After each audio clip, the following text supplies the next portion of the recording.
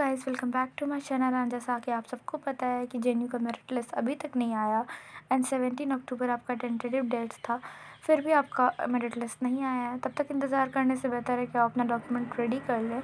And बहुत सारे लोगों का ये क्वेश्चन था कौन कौन से इंपॉर्टेंट डॉक्यूमेंट्स हैं जो कि हम अभी रेडी कर सकते हैं। सो आप अपना डॉक्यूमेंट तैयार रखें बिल्कुल, अगर आपके मार्क्स अच्छे आए हैं तो जो इम्पोर्टेंट डॉक्यूमेंट्स है, मैंने प्रोस्पेक्टस को फॉलो किया है कि प्रोस्पेक्टस में जो डॉक्यूमेंट्स दिए गए हैं एटलीस्ट आप वो प्रिपेयर करके रखें, क्योंकि आपको एडमिशन के टाइम में ये अगर नहीं रहा तो आपका एडमिशन कैंसिल भी हो सकता है। तो फर्स्ट है आपका इनरोलमेंट फॉर्म।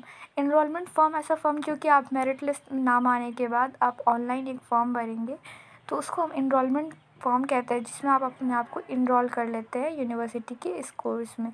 तो वो फॉर्म का कॉपी आपके पास होना चाहिए। जब आप पेमेंट कर देंगे तो आपके पास रिसिप्ट आएगा, उसका कॉपी आपके पास होना चाहिए इनरोलमेंट फॉर्म का।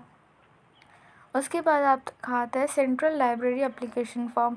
उसके बाद आप जब वेरिफिकेशन के लिए आएंगे तो आपको लाइब्रेरी जाना होगा और यहाँ से ड्यूज क्लियरेंस का एक फॉर्म आता है, वो आपको फॉर्म लेना पड़ेगा।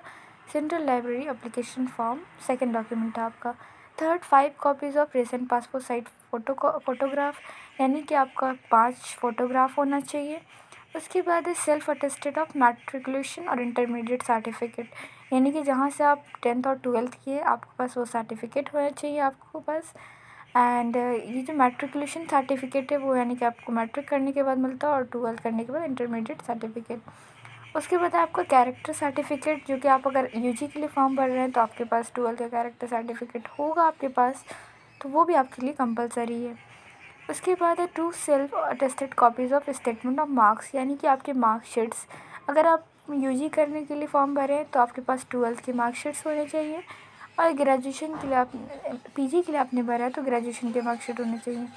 उसके बाद है reserve candidates like SC ST OBC and PWD और EWS।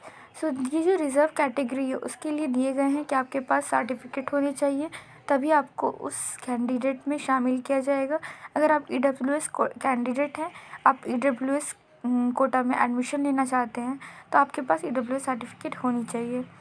उसके बाद है माइग्रेशन सर्टिफिकेट, जो कि आपके पास ओरिजिनल होना चाहिए। अगर आप यूजी के लिए फॉर्म भरे हैं तो आपके पास 12th का माइग्रेशन होगा, जो कि आपको कॉलेज या स्कूल से ही प्रोवाइड किया जाता है।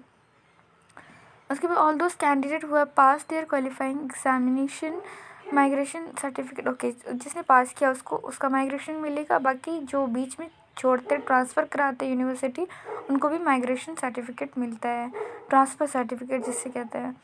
उसके बाद है 2 anti ragging affidavit. This is the main document, you have to be affidavits. And affidavits 2 होंगे आपके, एक आपके पेरेंट्स के, एक आपके, जो कि आपको कोई यहाँ भी आप करवा सकते हैं, नहीं तो आपको कोर्ट जाना होगा इसके लिए।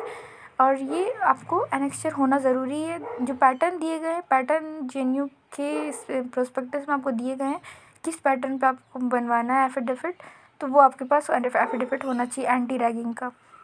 उसके बाद है candidates pursuing their studies with some other university, okay, migration आपके पास होना चाहिए। अगर दूसरी यूनिवर्सिटी से आप कर रहे हैं तो आपके पास ट्रांसफ़र सर्टिफिकेट होना चाहिए। उसके बाद है आपके पास जो ऑनलाइन एडमिशन मार्कशीट आती है आपके पास, वो आप फ़ोटोकॉपी आपका होना चाहिए उसका। उसके बाद है admission of the candidates who have pass their qualifying exam for foreign university. So ये फॉरेन स्टूडेंट्स के लिए जो ग्रेजुएशन जो अपना स्टडीज़ फॉरेन से कर रहे हैं तो उनके पास भी सर्टिफिकेट होने चाहिए वहाँ के। उसके बाद the candidates enjoying employed status, okay, अगर कोई एम्प्लॉय है, कोई स्टूडेंट एम्प्लॉय है तो उसको रिज़ाइन करना पड़ेगा, और रिज़नेशन आपको यहाँ देना होगा, क्योंकि आप अगर डिग्री कर रहे हैं तो आपको वो फुल टाइम करना होगा। ये ऑनलाइन पेमेंट जब आप कोर्स के लिए जब आपका मेरिट लिस्ट आएगा और जब आप BA MA या किसी भी कोर्स के लिए इनरोल करेंगे तो आपको ये अमाउंट्स पे करने पड़ते हैं। यहाँ BA के लिए नहीं दिया गया, लेकिन BA के लिए भी वही है 268 समथिंग। सो BA MA का वही चार्ज है एंड पर सेमेस्टर आपका फिर इससे कम हो जाएगा। ये इनरोलमेंट के टाइम का, रजिस्ट्रेशन के टाइम का है फीस। तो ये ऑनलाइन ही आपको पेमेंट करना पड़ेगा, और उसके बाद आपके पास रिसिप्ट आएगा, उसका फ़ोटोकॉपी चाहिए आपको।